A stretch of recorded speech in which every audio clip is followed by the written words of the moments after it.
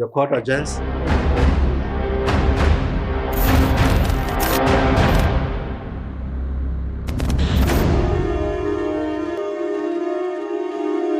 Kind of the classroom and not just only staying on the inside.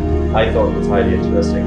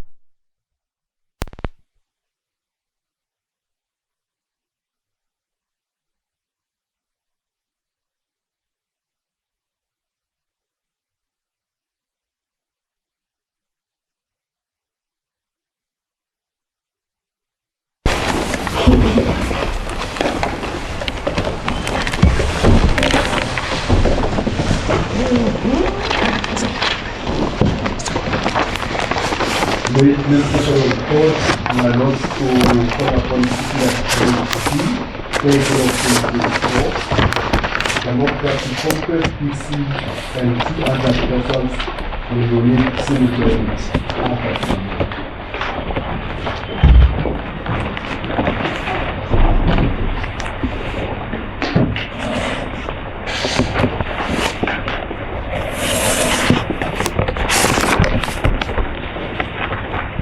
Yes, Casey. May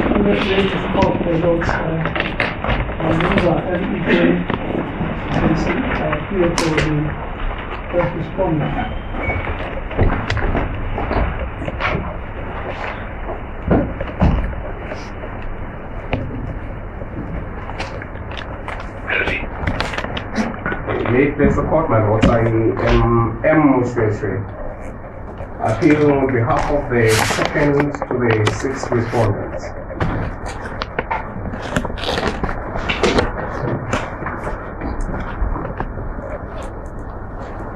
Second to sixth. To the sixth, Your Lordship.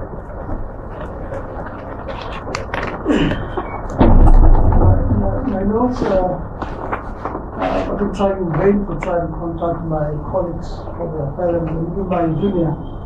I suspect that because we set the death rate, we probably are still working on something, but I thought they would communicate that to the registrar if they had a problem, but my calls have gone unanswered. I assume that the junior is trying to put together a bundle of authorities which I had asked him to prepare. No, it's not yet there, so I suspect that that's what it's doing, because I'm trying to call him as well. He's not picking his phone. So I suspect that we, the respondents, are to blame for all these calls that now they're not able to come in time. But I thought they would communicate with me or with the registrar as to what difficulties they were encountering. So, what do you suggest we do, Advocate Taylor? It seems the parties are not ready to have the matter take off.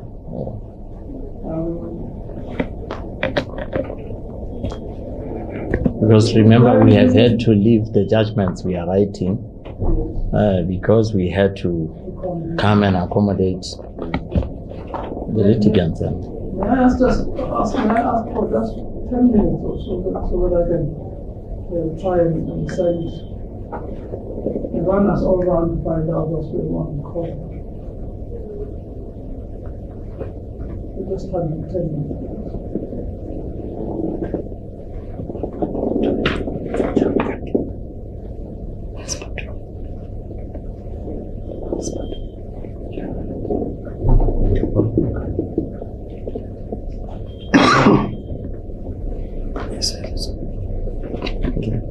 Thank you very much, Silk. I think we will give you 50 quarter chance.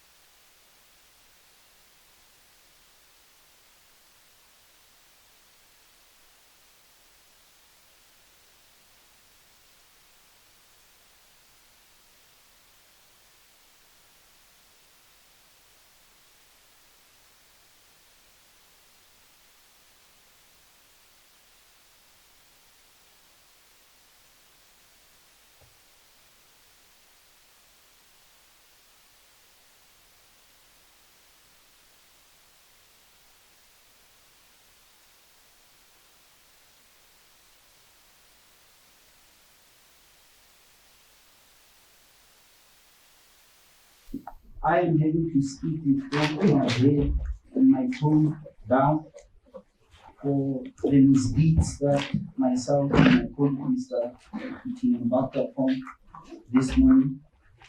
And before I say anything else to justify my misdeeds, I apologize unreservedly. It was neither deliberate nor willful. What actually happened is that I did receive communication from my senior colleagues that they were advising that we shall be starting at 10. And I completely, on mature reflection, realized that I took him to be saying 10:30. And for that, I apologize unreservedly. The circumstances upon which we are working, we received heads of arguments transmitted electronically last night at 7. We only became aware of them at 9, and since then we have been working. Even if it's difficult for me to keep my eyes wide open, there are lessons to bear with me, but things being what they are, I apologize unreservedly on my behalf and on behalf of my main friend, Mr. Kuti. What I did is unbecoming, and I pray your indulgence to bear with us in that direction. I apologize. Okay, thank you, Mr. Askwai. And you realize that, in fact, this case, the way it was brought in to be heard during this session, the parties were clearly not ready.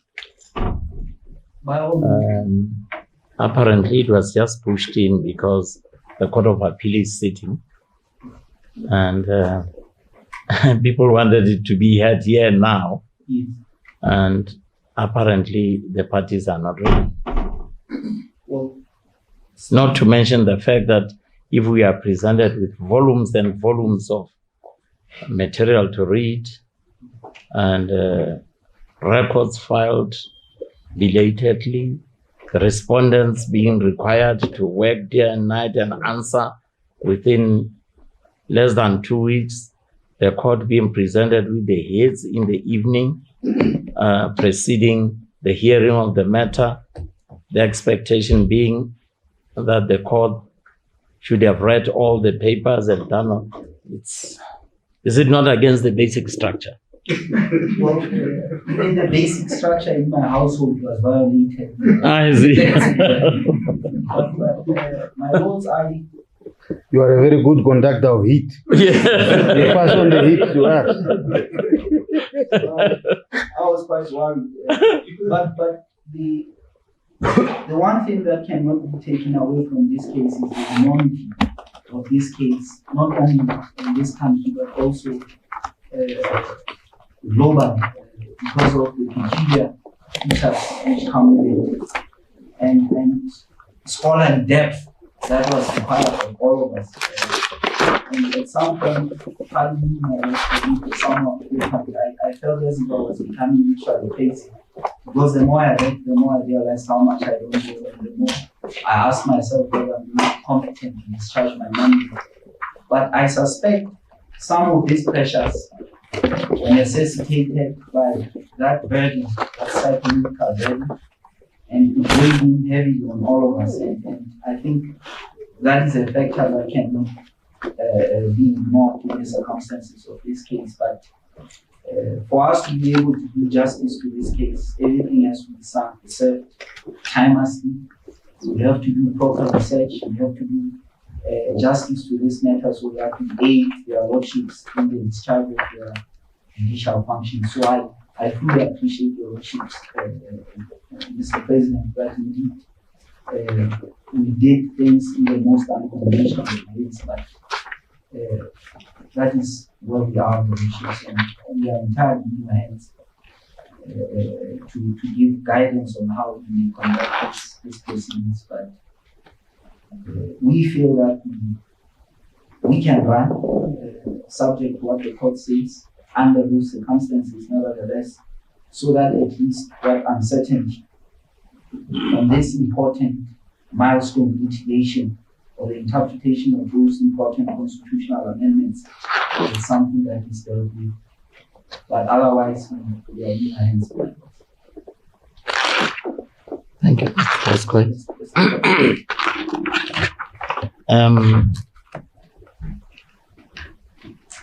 I have not received an indication that any one of you is not ready to take off. We have not received any such indication.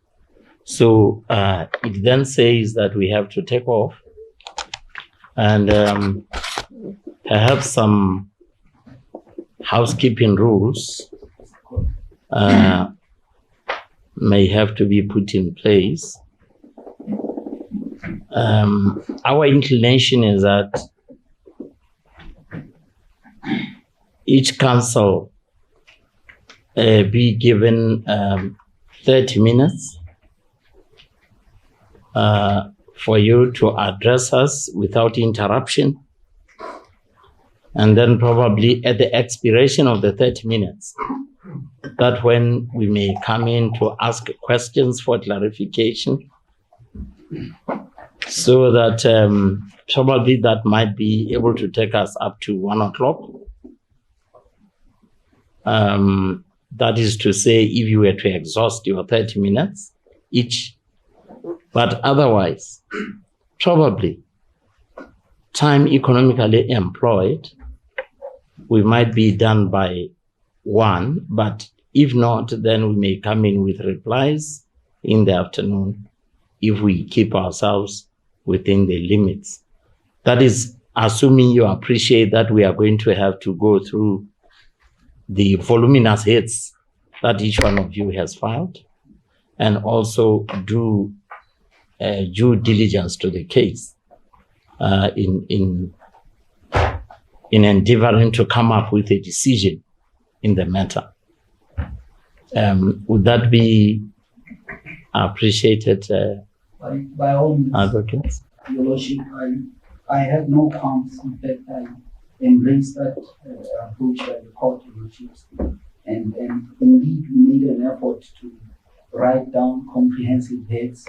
In fact, if I had my way, I would say that I stand my heads, as it were, and then sit down or perhaps even take questions from their lordships, because from my perspective, my humble submission, I think the issues are quite narrow and straightforward.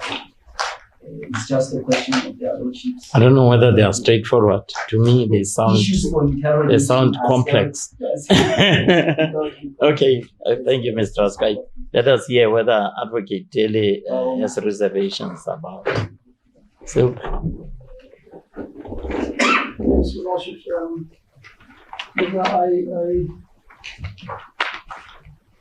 in the circumstances, we're obliged to accept the approach.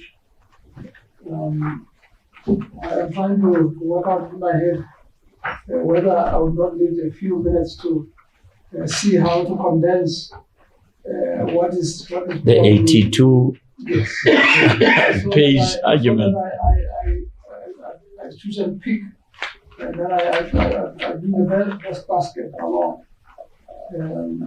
But otherwise, I'll be fine. And my Lord, while we are at it, we had hoped to put together a bundle of authority. It's become a problem in the sense that, for example, the one case, Casabananda, It's 1,000 pages long. The other case, the BBI case from Kenya, is about 800 pages long. And many other approaches. I was going to ask that perhaps, because what we have tried to do is to try and pick the particular portions that we rely upon, because we said, you see that there are a lot of quotations in our heads of argument, precisely because we thought that we cannot print that much volume of cases. So we would ask that perhaps we transmit those electronically to your worships. Your worships will see that particularly in respect of the Indian cases, they are reported in our traditional law report, but there's a convenient electronic and online version with paragraphs. That is the one that is easier to work with. So if your worship will need that, perhaps. With that respect, are you going to allow us to have access to the link that leads us there? Yes, my junior is savvy on this matter. With the link. He provides all the necessary. I just follow where he takes me. So, and then we will do so. Otherwise, I'll ask just for it. Or perhaps I could, as my friends argue, be looking at the condensation of my action. Maybe I should not take up your time. I know that you are trying to sacrifice, continue writing the document. So maybe I'll do that exercise as he continues in the 30 minutes. Hopefully by then I'll be done. I'll try to be quick. Okay, thank you. So I will not adjourn. Okay, thank you. Advocate Mshosha. I'm not even going to take more than 10 minutes. I'll be dealing with only one crown of appeal. So 30 minutes. So you are happy? Home and dry. Indeed, Your Lord. Okay, thank you. This is your time now, 25 to? Is it? 25 to 11? Please fire. Well, my Lord, my humble submission of position as appellants is that they are essentially, or rather we are going to adopt a 5-pronged approach in addressing their worships as we have done in our case. And the first 3 points will be centered around the canons of justiciability in this litigation. And the first agenda item in those canons of justiciability will be the phenomenon of the rule of law review vis-a-vis the so-called rights-based review or vice versa. The second one will be dealing with the aspect of ripeness, which we embark in an effort to address it comprehensively in our heads. And the third canon of justiciability, which informs our appeal, will be that, and perhaps the last one, of locus standi. Now, in delving into the merits, the issues which are worth interrogating have to do with the principle of sub judice and the application of this principle by virtue of the standing order that the head of the National Assembly, that is the Speaker, invoked when once this case was launched before the Court of Code. Now, incidental to the merits will be the issue of whether the respondent, the first respondent in the merits, made a case for impugning the challenged provisions under the auspices of the 9th Amendment. And in simple terms, Your Lordships, will submit that the minority judgment cannot be faulted on that issue, and we have made no effort to dilute whatever that has been articulated by His Lordship, Mr. Justice Mwafuli, in resisting the attack. My Lords, I would wish to start first of all by dealing with this phenomenon of rule of law review, which informed the majority judgment in the Court of Code in no less than 4 minutes. My Lords, our respectful submission is that the pathway to constitutional review in this jurisdiction is through the tools of Section 22, which is a tool for vindication of rights under the Chapter 2 of the Constitution, the Bill of Rights. There is no other. The pathway to constitutional review in this jurisdiction is through a rights-based initiative and no other. We have no jurisprudence in this jurisdiction, and most importantly, no jurisprudence or authority by this court that supports the initiative of what is referred to as a rule of law review as against a rights-based review. In fact, their lordships will observe that we have relied upon an incisive and locus classicus decision of Bulezi in our heads of argument, where His Lordship, the President, explicitly mentioned, without necessarily diluting what His Lordship said, or their Lordship said in that decision, highlighted what I can term as the mutual inclusivity of the rule of law initiative and the vindication of rights.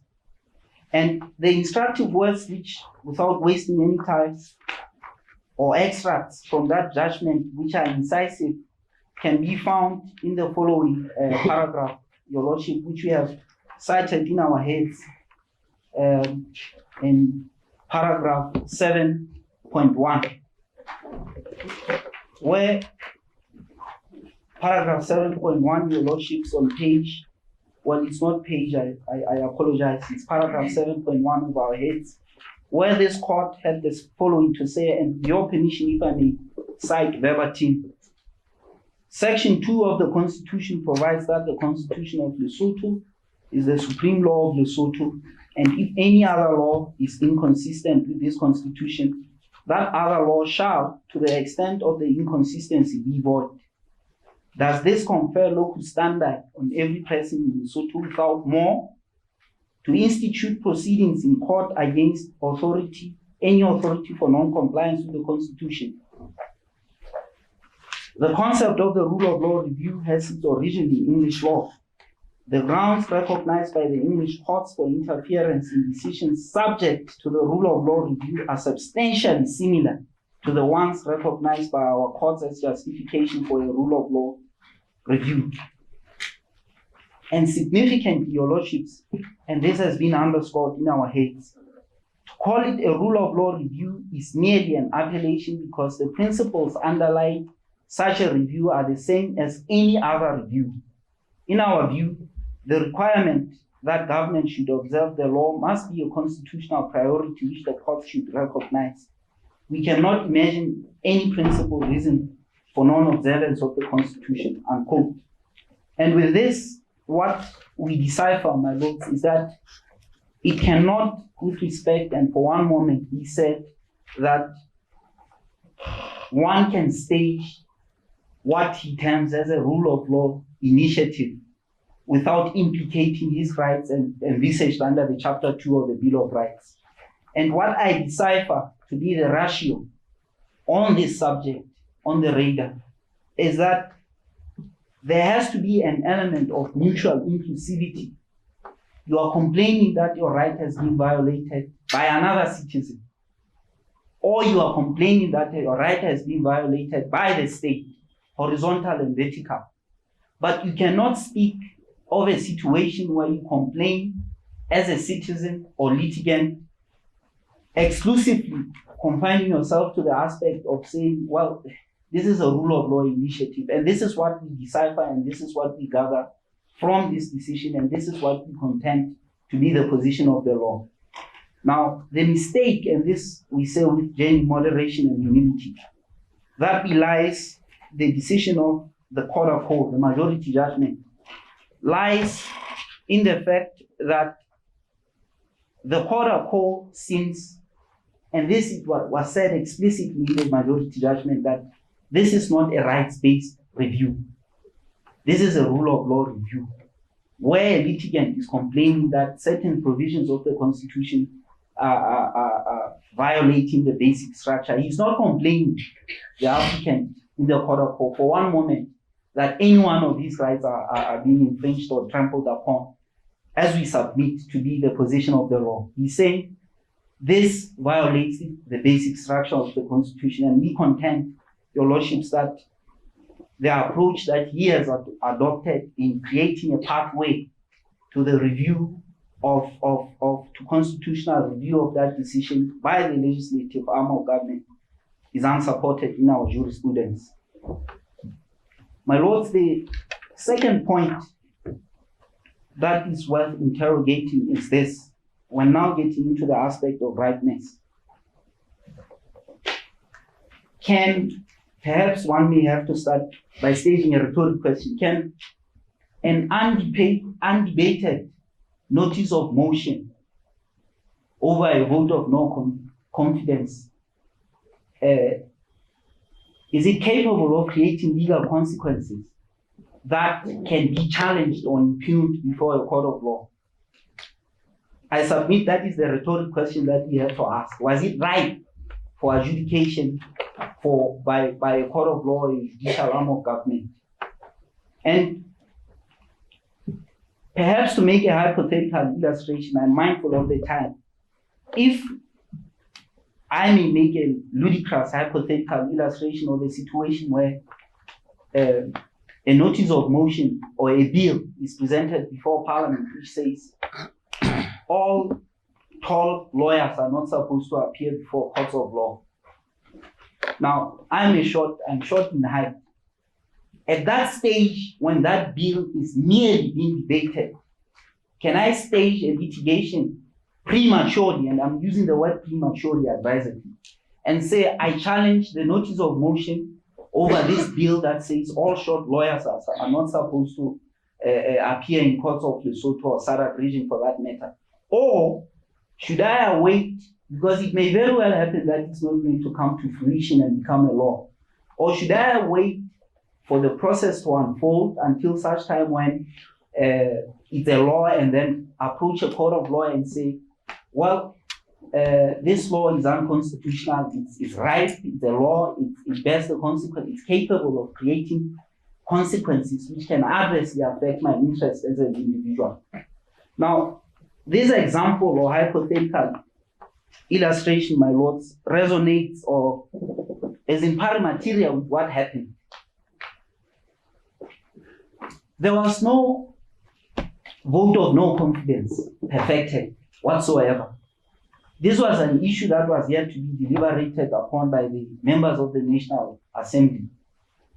And my submission is that this premature interference by the legislative, by the judicial arm of government triggered by this litigation is effectively created a situation where the judicial arm of government is guilty of overreaching in one sense or the other, or it's being invited to dabble into issues that could very well be ventilated before that legislative platform. It may very well be that the vote of no confidence is unsuccessful and the Prime Minister retains his government. It may very well happen that it's successful, but what is important is that you can only initiate a litigation when once you can show that this instrument or initiative that you are challenging is capable of creating certain legal consequences which are likely to affect your right. And that will be as far as I can take this point. I endeavor, my Lords, to present a number of authorities on the subject, and I did not go to Kenya or Uganda. I relied upon decisions of the court, the High Court, and a whole host of other decisions of the South African jurisprudence which give credence to this submission which I am making. Now, I'll get to the aspect of local standard. My Lords, it's common cause that the first respondent is not the Prime Minister. The impugned provision affects the sitting Prime Minister, not any other legislator. That's a fact, indisputable fact. It's a juristic fact which is indisputable. Now, what we know based on the Boluetse judgment, the Boluetse judgment is incisive in my humble submission on the theme in issue. Because the Boluetse, I think this point is also linked to the, I beg your pardon. I'm indebted to my learned friend. The first Boluetse judgment, which we have cited in our heads, the one in which the state of emergency was impugned successfully by the relevant litigant. Now, this decision is important in discussing this issue because, and as I say, the decision deals also with the aspect, it's linked to the aspect of the dichotomization of the rule of law review and the rights-based review. What we submit to have happened in that case is that, because the argument of the state, and without necessarily blowing my trumpet, the argument that we staged on behalf of the state when I appeared was that Mr. Boluetse cannot for one moment contend that his attack to the state of emergency initiative is premised on the notion of a rule of law review. And our counter argument was that there is no authority in this jurisdiction that supports that initiative. You would have to show that you are adversely affected in your rights, or that the effect of the state of emergency is to affect any of your Chapter 2 rights. Now, what the court did was to clearly agree with us on that aspect, because what the court did was to find that a state of emergency implicates the Chapter 2 rights. And as a result, Mr. Boluetse had standing, because the ripple effect of a state of emergency is that it affected some of the Chapter 2 rights. And with this, what we are saying is, perhaps to put a rhetoric question before I develop this point further, Mr. Lijoni Puseletso cannot speak of any of his rights being trampled upon in the context of this case. Now, when their lordships remember the decision that we have also cited, which I submit to be a locus classicus on the vote of no confidence, the Paul Follow case, what the court concluded, this court concluded, was that the right to advise dissolution inheres in the Prime Minister, not in ordinary citizens, not in the legislature or anybody else. It's an exclusive right to the Prime Minister. So if anything, at the very least, if there was anyone or any public functionary who had the requisite locus standi to impugn that or to initiate this litigation, the best person to do that would be the Prime Minister. And we have quoted a legion of authorities of this court, which puts paid to the proposition that we are making in this regard, that indeed locus standi it's as reflected in the Howell judgments, the Kazan judgments, and a whole host of other decisions that we have quoted in our heads.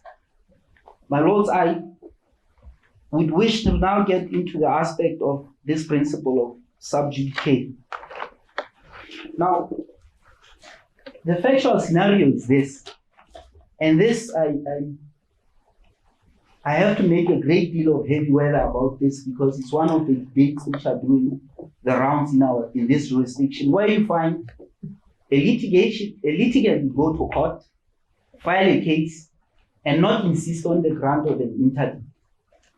And then this litigant will contend that no, by the mere fact that I have staged a case, the public functionaries cannot do anything on the basis of the principle of sub judice. Now, I want to repeat myself on this aspect just so that I make sense of my submission, my Lord's permitting. A litigant will go to a court and then file a case against the state over any issue, and then say that the state functionaries cannot do anything until that case, absent an interview.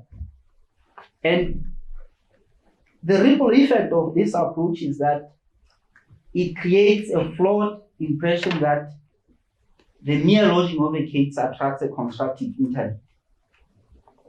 And this is exactly how it happened. 30 minutes before, and the juristic facts were there. The juristic facts were there. There were 61 legislators who were ready to change government. This is a fact. And 30 minutes before the debate could be embarked upon in Parliament, triggering both what is sanctioned under the standing orders, what is sanctioned under the plenary legislation, Parliamentary Powers and Privileges Act, and also the Constitution. This litigant comes to court, files a case, and then what does the speaker do? The speaker says, well, because of the sub judice principle, my hands are tied. I can't do anything. And the question that we invite the court with greatest respect to interrogate is whether that conduct or that approach is a proper interpretation. We are not, and this is important, we are not for one moment challenging the standing order issue. Our contention is that the standing order is above board.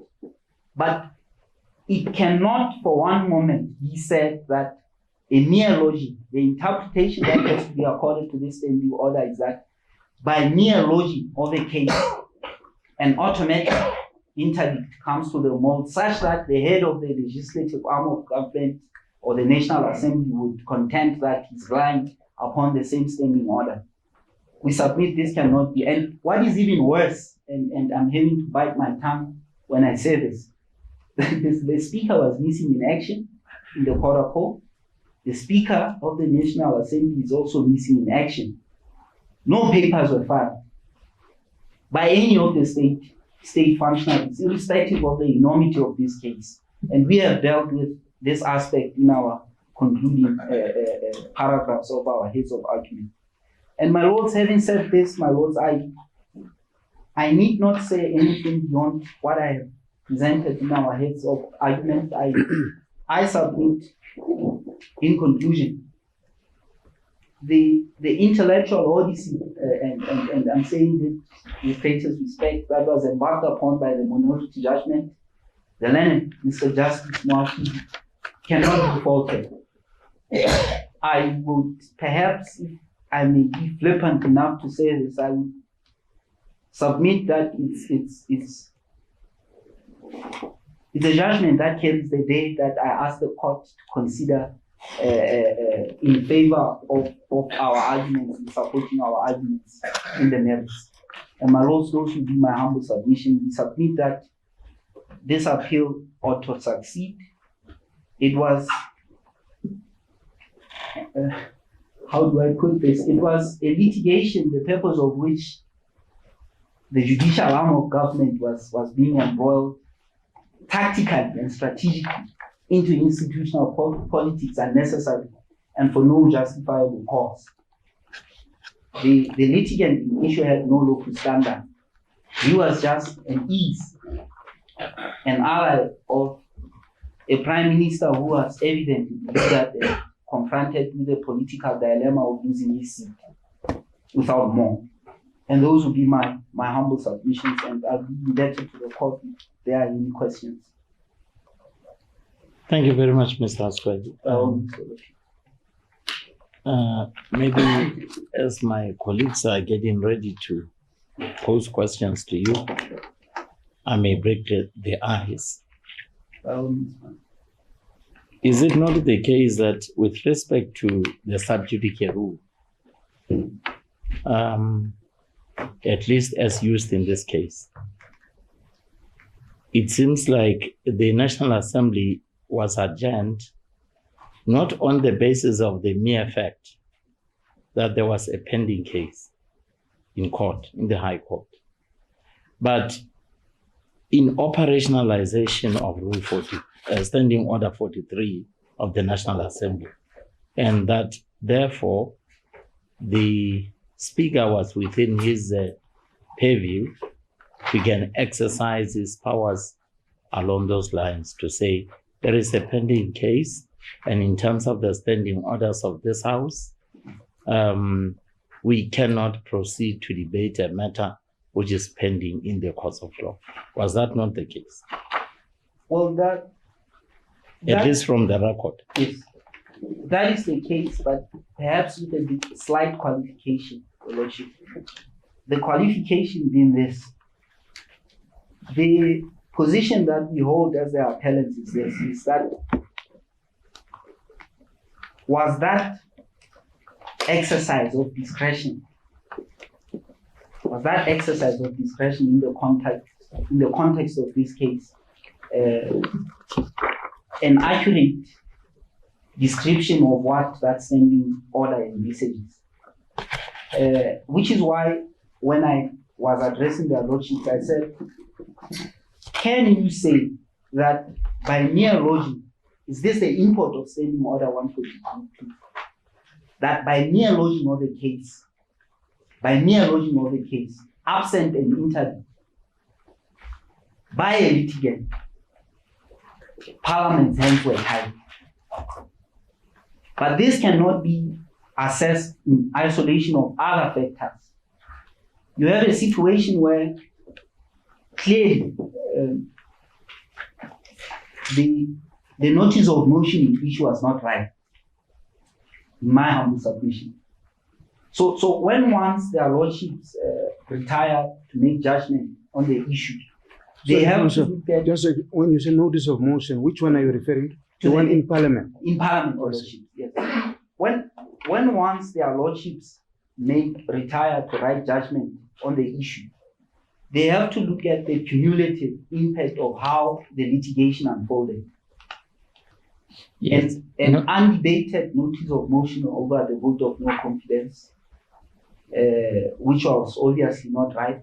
Two, can you say that when once that notice of motion is lodged, invariably, because there will be many notices of motion, invariably, because it sets a precedent, invariably, the speaker will then say, well, in terms of this, because it's going to be a precedent. Not to confuse us, why don't you just refer to it as vote of no confidence? A vote of no confidence. The others. Thank you, my lord.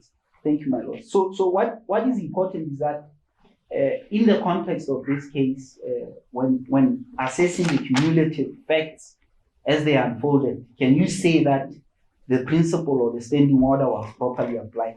This is the context within which we have qualms, Your Lordship, and this is the context within which we are inviting the Lordship to make judgment on the issue. So was there an attempt to review the decision by the speaker in respect of his pronouncement or application of the standing order? The answer is in the negative, Your Lordship. Thank you. The answer is in the negative. Lastly, there is one concept which I have been grappling with understanding it. What is this basic structure and the basic structure aspect or doctrine, with particular reference to a feature of that doctrine which is being interrogated in council? Thank you, my lords. When I appeared before the court of Kowa, I tried to be overly simplistic, and I hope their lordships will allow me to adopt the same approach. Well, my respectful submission is that, true enough, it's a sophisticated scholarly concept. But what I discern to be the import of this concept of basic structure is this, and this I said, and my lords will bear with me. By basic structure is meant the DNA of our constitutional scheme of things. And this may Complicating it even further. I'm indebted to the court. May I try to qualify it better? DNA. The structure of our constitution is that, one, we are a constitutional monarchy, for starters. We are a constitutional democracy.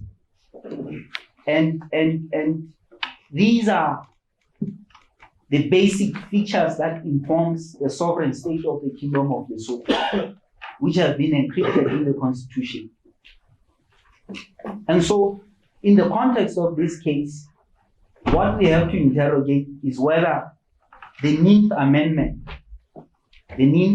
creates an earthquake to these basic features that inform our sovereignty as a state, as embodied in the Constitution. And when once, perhaps incidentally, because this is a milestone moment where a constitutional provision is challenged for being unconstitutional, the first step that we have to do is to go to Section 85 and ascertain whether the procedures which must be followed in initiating a constitutional amendment have been followed. If all is above board, hence my reliance on the Obiter Dictum, where His Lordship, Mr. Justice Van der Westhuizen, highlighted that when once you have no qualms in the second validity judgment with a procedure that has been, or you are not impugning a constitutional amendment on the basis that it's an infraction to Section 85, then there is nothing else that you can do. But the minority judgment went further to say that even in circumstances of that nature, a certain criteria would have to be applied, and that criteria has not been met in the instant case. So, to answer His Lordship simply, the basic structure is simply a concept, a scholarly concept embarked upon by Tony intellectuals to say, are these not the pillars of the legal order of a specified sovereign state? And when once a court, in the exercise of its judicial discretion, finds that the DNA of the constitutional scheme of things of this of this country has been violated, then the court can very well declare that that constitutional amendment it's a violation of the basic structure. And we have cited a number of authorities which through which the court did exactly that.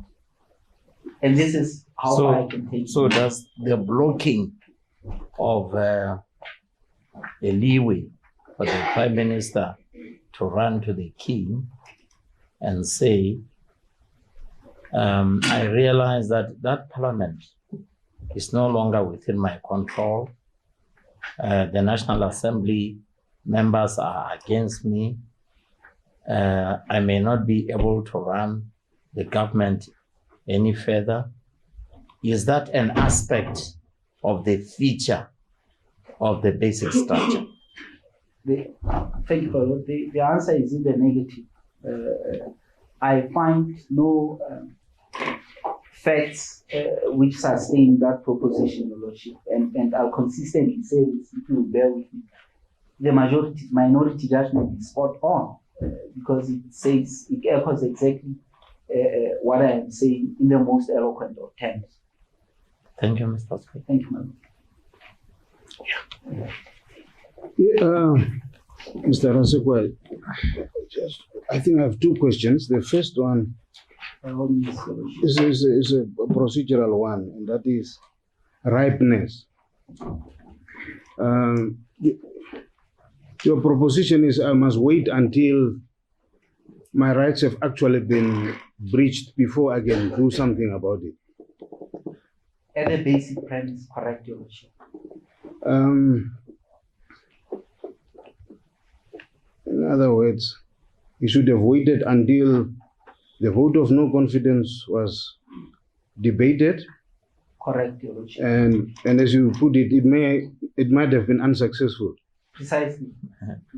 I'm not sure if that is the test. I'll give you an example from my own jurisdiction. There is a provision in our Extradition Act which says if an order has been made by a lower court to extradite somebody, that person cannot apply for bail. And a very rich fellow was arrested to be extradited to America. And he comes to court and says, I want that provision declared unconstitutional because it removes my right to apply for bail. Yes. And the lower court held, no, you must wait until you are arrested.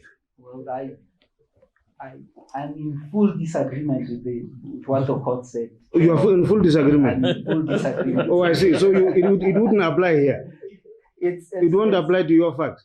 It won't apply, Your Lordship. Oh, I see. I see. Because the prejudice was eminent. It was there.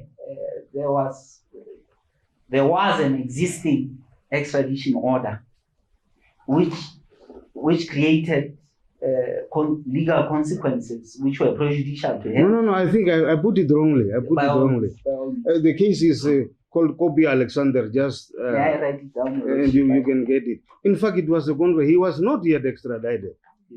It was in anticipation of the extradition. He says, if I'm extradited, I might be locked up.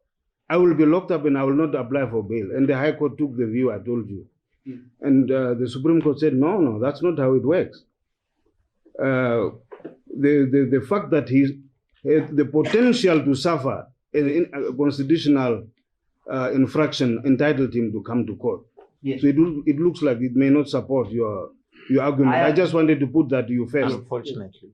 I agree entirely that but the difficulty which I have with that example, Your Lordship, I would want to controvert that example with yet another example, because in the context of this case, we are talking of a different scenario. An example of a situation in this jurisdiction, and it's actually the case that we have cited in our heads, where the Minister of Labor has the power to recommend the minimum wage. And what the minister did, all he did was make a recommendation in pursuance of the passing of delegated legislation in the form of minimum wages order. And he passed a recommendation, and immediately upon the passing of that recommendation, a litigant came to court, the trade union.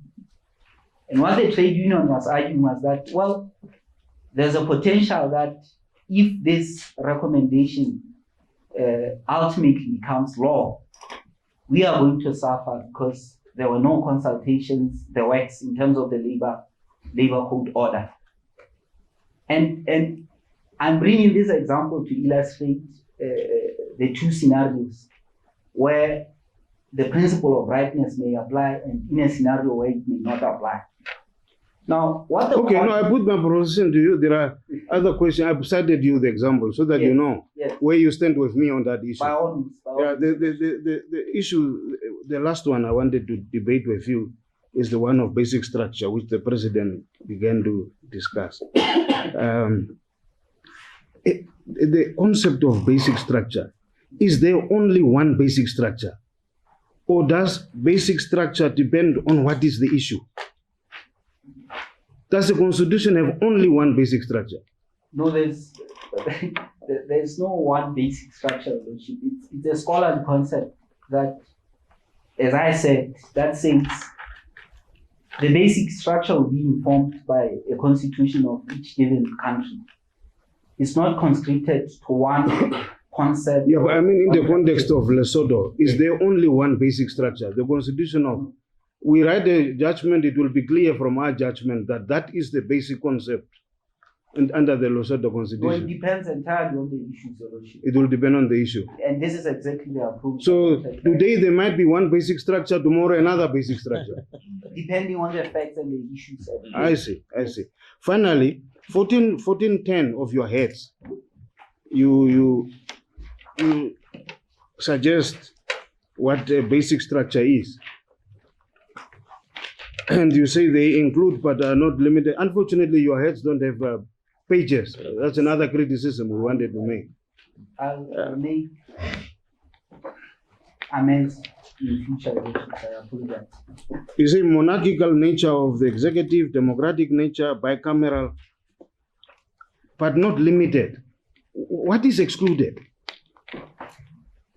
Well, if His Lordship is talking about exclusively talking about our constitutional scheme of things, there may be other features. For example, the basic structure of our constitution is that we are a dual legal system, customary law and civil law. It's part of our basic structure, which is embodied in our constitutional scheme of things. So, as a concept, you do accept that there is something called a basic structure of I the accept constitution. your You do. worship. I'm not going to resist that, I see. that argument.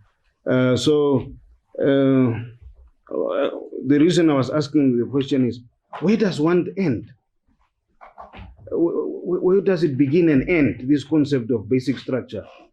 Of course, it's an issue we'll debate with your opposite Right, number. right. It's a very good But to question. the for- extent that you are able to help the us, can you help? respondents. Where does it begin? Where does it end? It's a very good question which I can't answer, Your Lordship. I see. can't- I rest. Thank you. Yes, yes.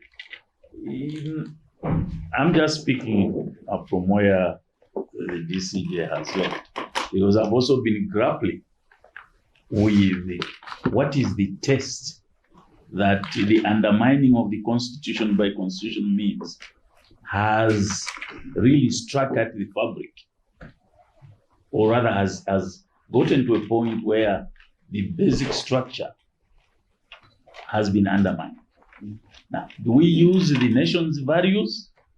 Just like you have tried to say that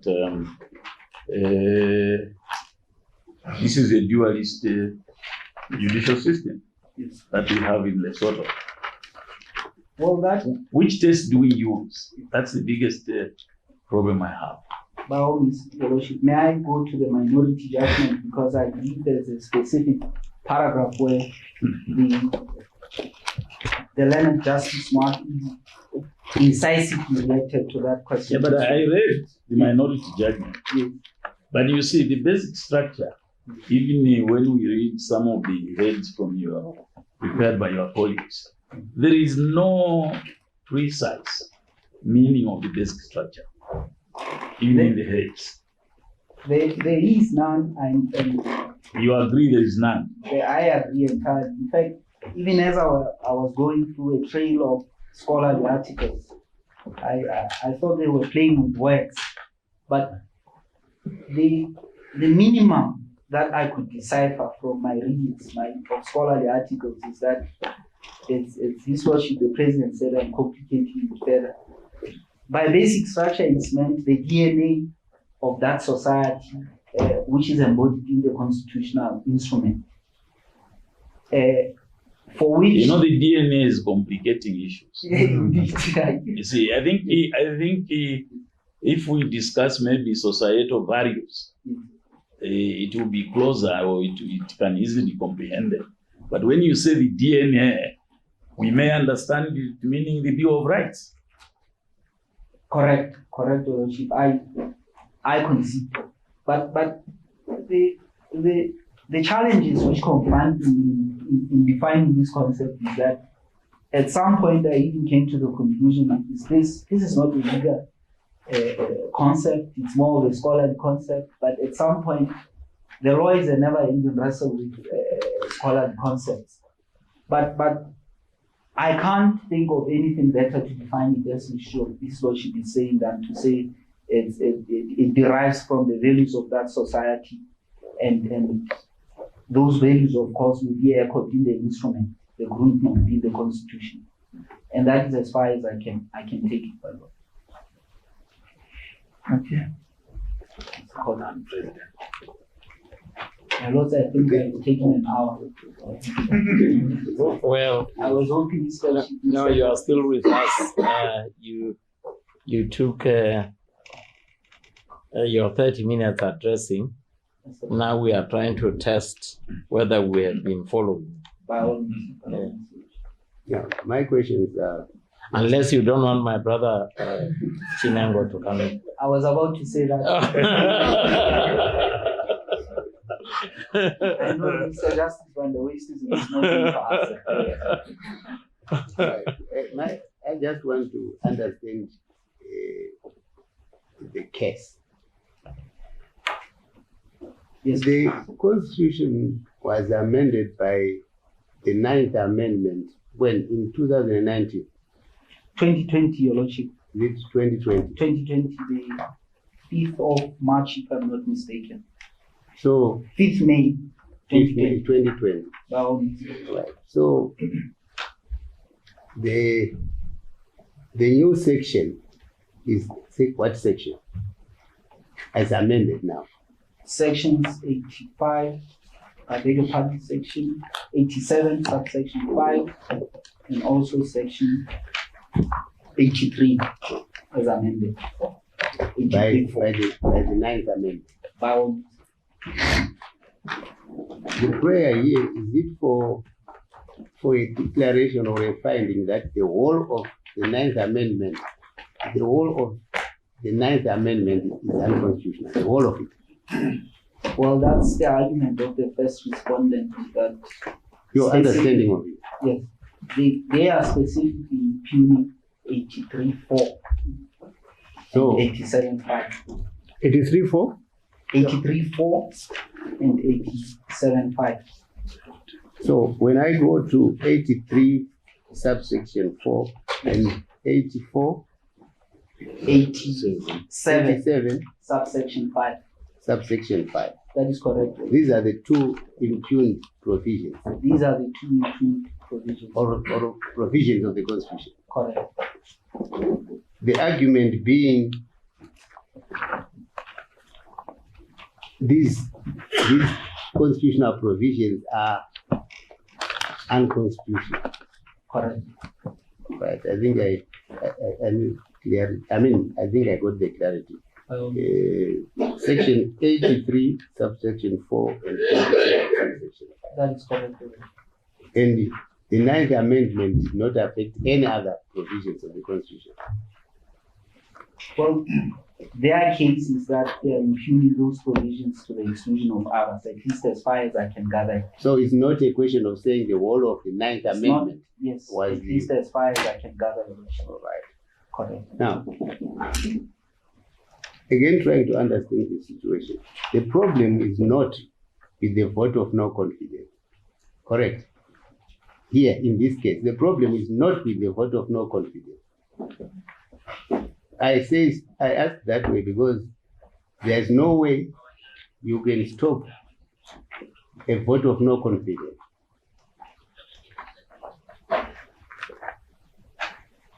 I'm saying, I beg your pardon, do you confirm that the problem that gave rise to this litigation is not the vote of no confidence? Well, Rather, it is, or let me be a little more elaborate. Rather, it is, how do you move on when a vote of no confidence has been successful? correct. Correct, Your Lordship. So the question is not the vote of no confidence, Yes. because you can't stop it in any parliament. I appreciate that. That is So the issue is, how do you handle it if successful. if successful? Correct.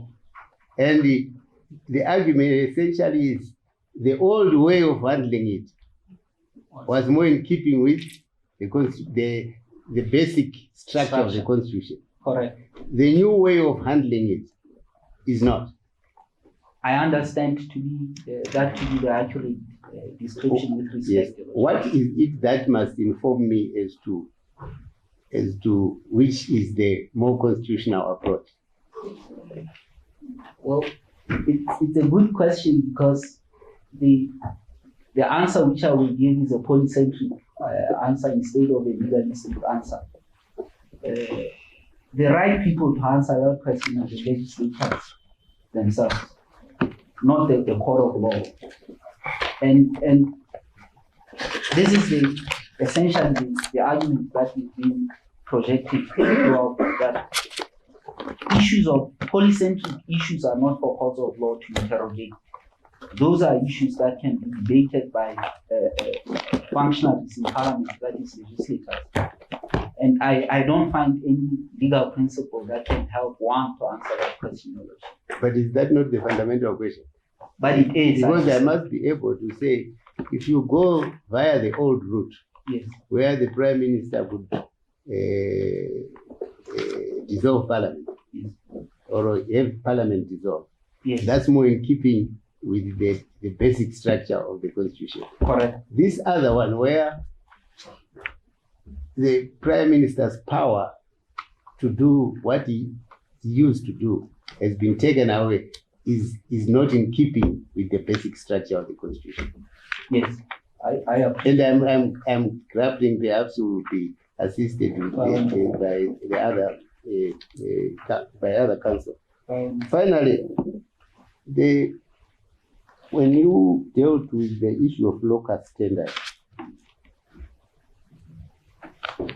and the issue of the rule of law review, you said that there is no way in which you can approach the court outside the provisions of Section 22 of the Constitution. That is my respectful. Where you have to allege Yes. a violation of or a threatened violation of some right. That is my respectful submission, Your Lordship. Now,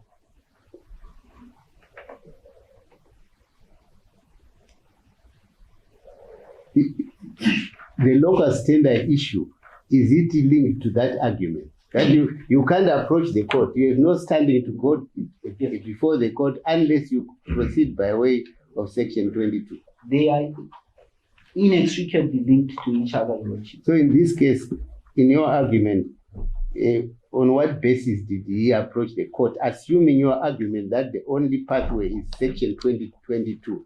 How did he approach the court? His respectful contention is that his pathway was Section 2, not Section 22. Was Section 2 of the Constitution, which in simple terms says the Constitution is the supreme law of the land. And so, any law which is at cross purposes with the Constitution should be declared as unconstitutional without more. And this is the main difficulty that we have with this proposed rule of law initiative being embarked upon, not being a rights, not through the pathway of Section 22. All right, finally, just to get clarification, or for you to further clarify your answer to what the President asked about the Speaker. The Speaker was acting in terms of a standing order. Correct. What does that standing order say? May I read it verbatim with your permission?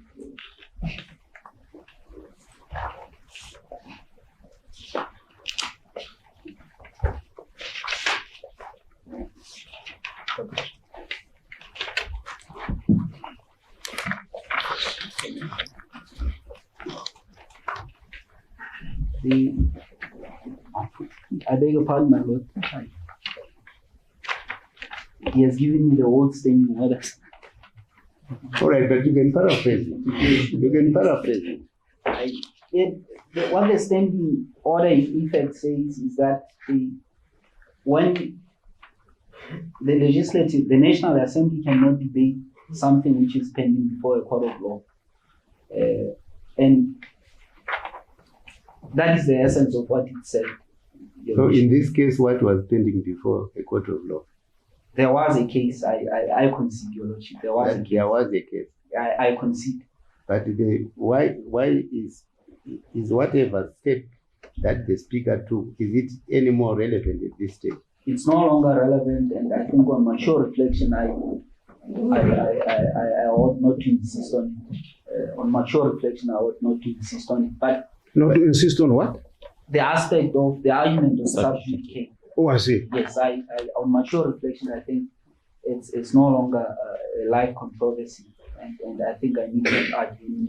But what do you say about what your fear that you might? But the fear still hovers. I have to say this. You, in your submissions, you say that if we leave matters like that, you set a precedent. Yes. And I'm simply saying now that you are not insisting on that point. Yes.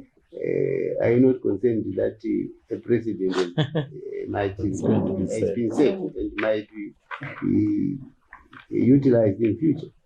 Well, I reluctantly have to make that concession, but my fear and apprehension still hovers. It's still hovering, because this is the trend that has been obtained in doing the rounds in this jurisdiction, and where you find, because this is how, and there's an element of opportunism that is laid bare. the application was filed without there being any interdict whatsoever. There being any interdict. Because strategically speaking, as a legal practitioner of modest experience in this jurisdiction, sometimes you know that you are likely to be unsuccessful with an interdict. But if the fallback position would be that, well, as soon as I have filed, nothing is going to happen. It means the principle will be that the mere filing of an application attracts an automatic interdict. But in this case, what interim relief would he have sought by way of an interdict? Yes, he ought to have sought an interdict. What relief would he have sought in the circumstances of this? It ought to have read, pending the conclusion of this matter, the deliberation on the notice of motion for a vote of no confidence be suspended until such time when the court has concluded its business. In which case he would have just gone for a kind of temporary interdict to that effect. Correct. That's Correct. suspend the vote of no confidence. Correct. Correct, Your Worship. Correct. Yeah, but I think maybe we'll discuss these things better with the others. But I'm a little concerned that the nature of a vote of no confidence is such that, if I am correct, is such that the Prime Minister does not command a majority any longer, as a matter of fact. It may mean that he may not be able to run government. Correct. And to me, as I asked and you responded earlier on, the essential question is, what do you do? Correct. Do you dissolve so that you involve the people in election, or are the people's representatives in parliament empowered to deal with that matter according to the constitution? And our argument is clearly that they are empowered. And the Constitution under Section 87(2) empowers them to nominate a person who can succeed or to formulate government, not the electorates directly. And in so acting, they will be acting in their representative capacity. Correct. In tandem with Section 20, subsection 2, if I'm not mistaken.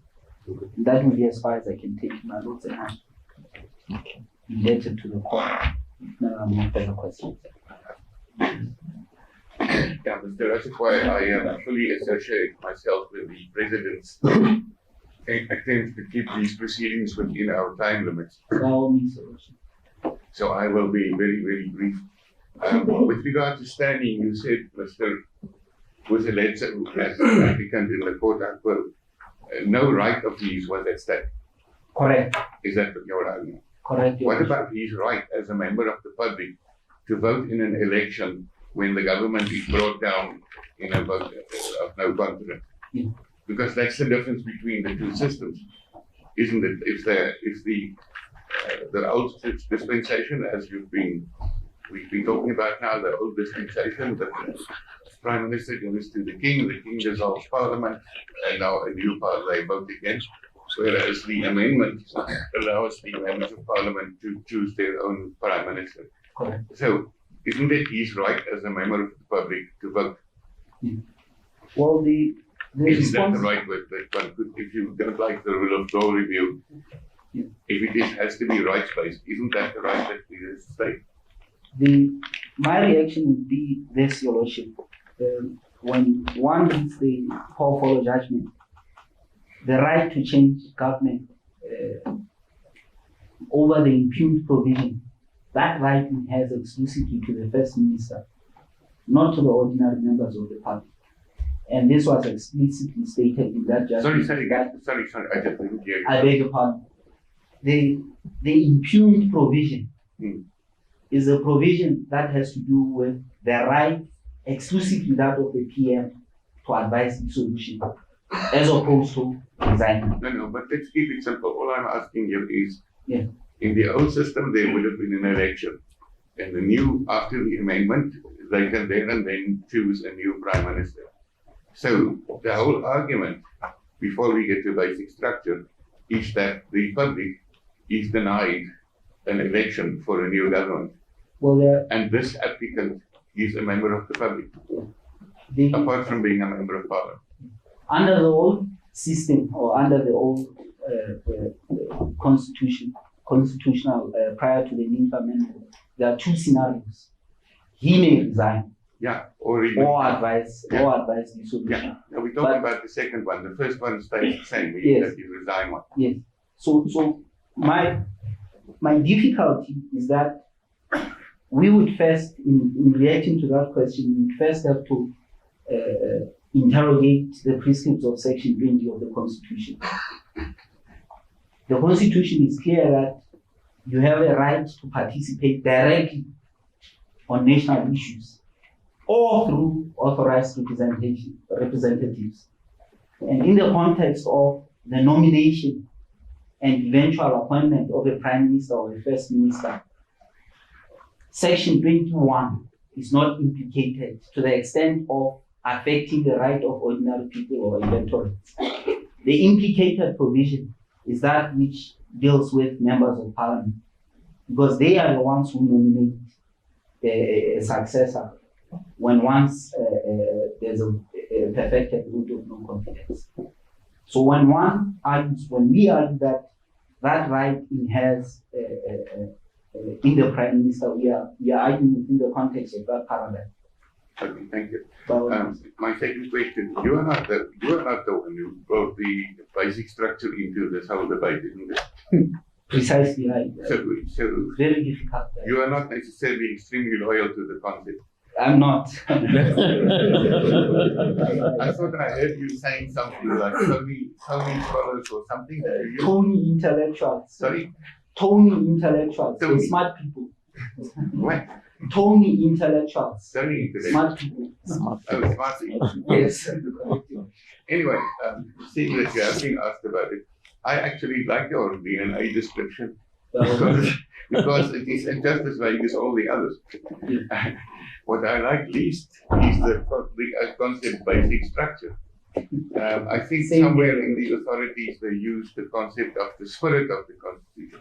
Because whenever you ask somebody here what is it, they just go back and say, well, we're a democracy and so on.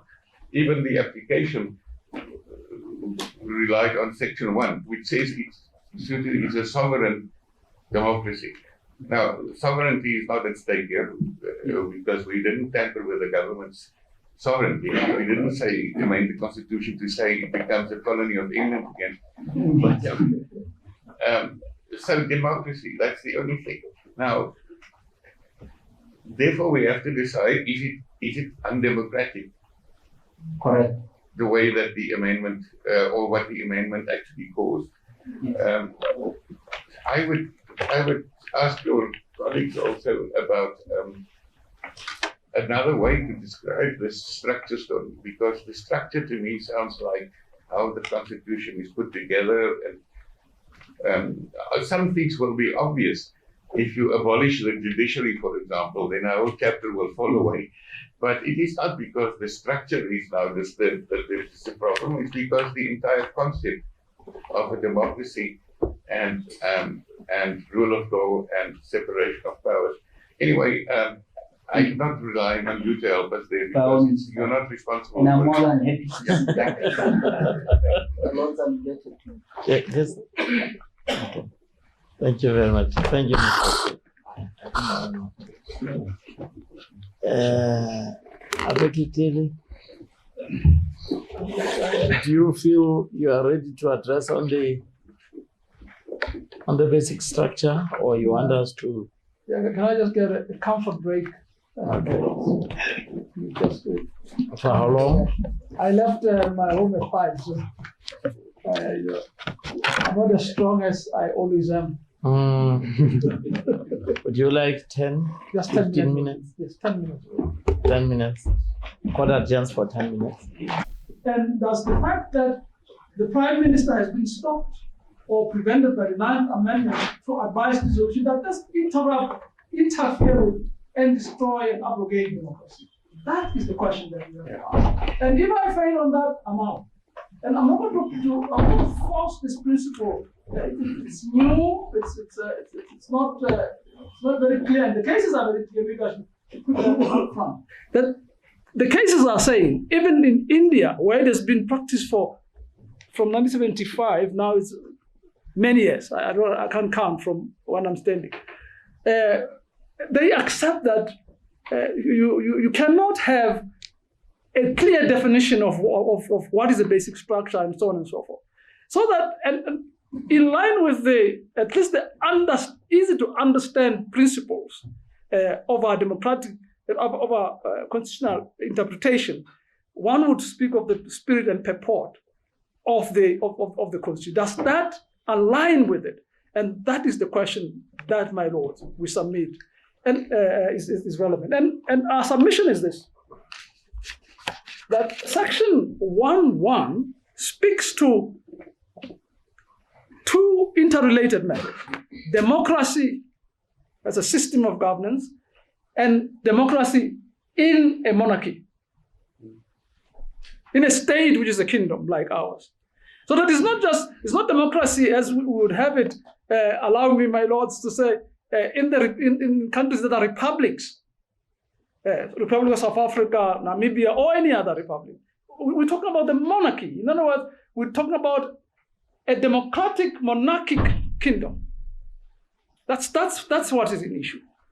And I make the submission that what we are dealing with here is then to try and understand, and perhaps before I do so, Section 1.1, to the extent that it deals with democracy, was a convenient starting point to indicate where the complaint was about, how the complaint would be, so that the basic structure simply served to say, well, at least in the context of what is being debated elsewhere in the world, this is what we're complaining about. So what is the content of Section 1.1?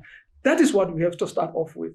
And I submit, my lord, that democracy in terms of Section 1.1 includes, and I've dealt with this in my heads of argument, it includes the Chapter 2 rights, because democracy operates not only in favor of the majority, and that point becomes important as we go along. It doesn't only operate in favor of the majority, it also operates in favor of the minority. And in fact, you're more democratic if you respect the rights of the minority.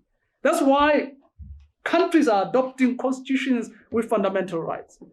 And we did not have that until, we had that in 1966, it was suspended, and there was the Human Rights Act 1985.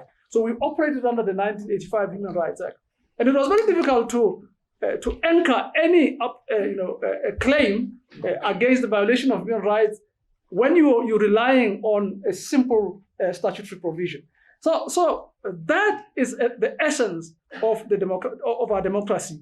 Part of that is the human rights provisions under Chapter 2. Now, I make the point, and this is important. I make the point that this aspect of the matter, let's call it a basic structure. Let's call it what is the spirit and purport of what democracy is about in this country. It's not expressly stated in Section 1.1. You can only find this content when you go through the provisions of the Constitution. And I've already said that Chapter 2 rights constitute that. But the most important right which I want to deal with, I've dealt with that in my heads of argument. I'll just take you very quickly through that, my lord. At page 49 of my heads, I deal at paragraph 148 with the freedom of expression. I said the most significant rights for the purpose of this appeal are those rights which are concerned with political expression.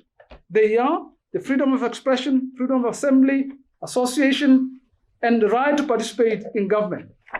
And then I take time to talk about the right to participate in government, because that right is implicated in these proceedings.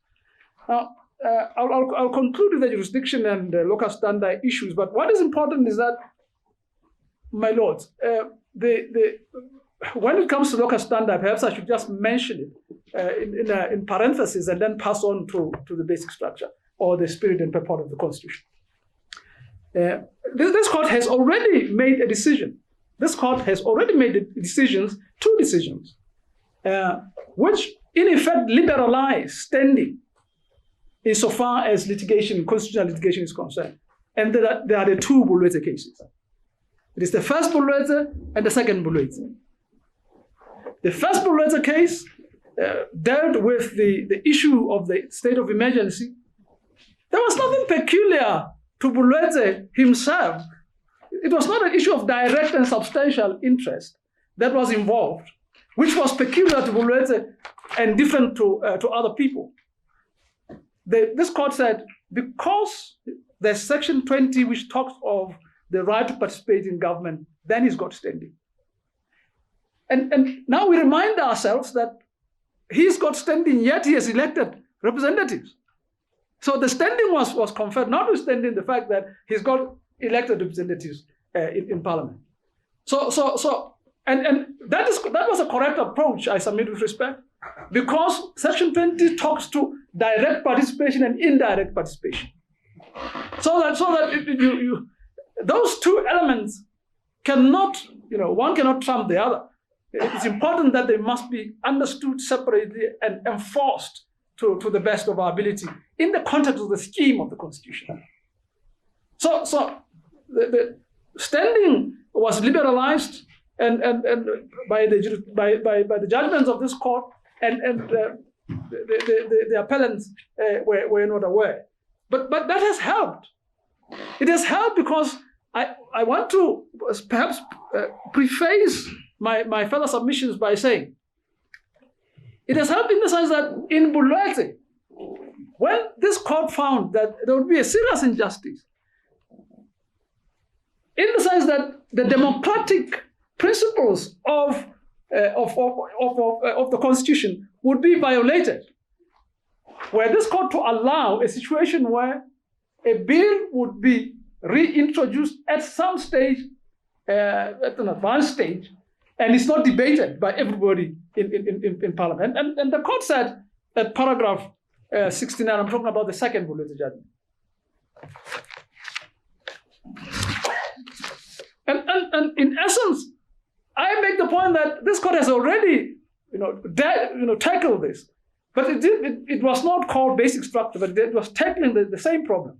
At paragraph 49 of the judgment, Bulwethe 2, it says, standing order number 105B does not comply with the spirit and purpose of Section 78 of the Constitution, interpreted within and this is important, interpreted within the context of Lesotho constitutional democracy and monarchy.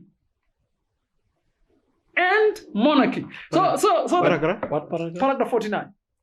So the court was very clear that you don't just deal with democracy alone, you're dealing with democracy in a monarchy, in a state where there's a king.